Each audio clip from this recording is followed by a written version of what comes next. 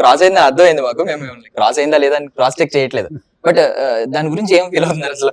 గుండెలో రైలు పెరుగుతున్నాయి, గుండెలో రైలు పెరుగుతున్నాయి. అది ఇప్పుడు ఏప్రిల్ 25వ తేదీన అంతా శివలీల, అది అంతా బాగా జరుగుతుందని నమ్మకంగా మాకు చాలా ధైర్యంగా ఉన్నాం.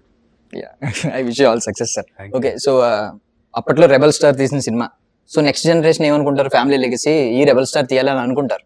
బట్ ప్రభాస్ గారు మీ సినిమాలో క్యామియో యాక్ట్ చేయడం అనేది ఎలా ఉందంటే, మేమిద్దరం బ్రదర్స్ లాంటి వాళ్ళు, నేను తీస్తే ఏంటి నా బ్రదర్ తీస్తే ఏంటి అన్నట్టు ఆ కైండ్ ఆఫ్ సిగ్నిఫికెన్స్ ఇస్తుంది. మీ రిలేషన్ అసలు ఒరిజినల్ గా ఎలా ఉంటుంది? మేము ఒక తల్లిదండ్రులు పుట్టలేదు కానీ మేమిద్దరం బ్రదర్స్.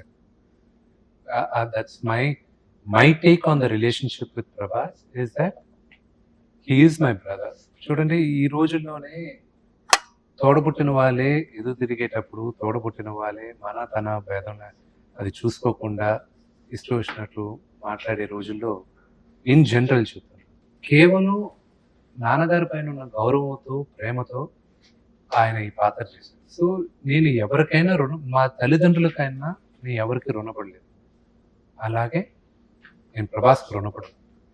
అతను చేయాల్సిన అవసరం లేదు కానీ చేశాడు. So I'm grateful for. And మీ కష్టాన్ని మేము గుర్తించాం అంటే ఏంటంటే, బేసికల్లీ యంగ్ ఏజ్ లో ఉన్నప్పుడు, పెళ్లికి ముందు బ్యాచిలర్ గా ఉన్నప్పుడు ప్రయోగాలు చేస్తూ ఉంటారు.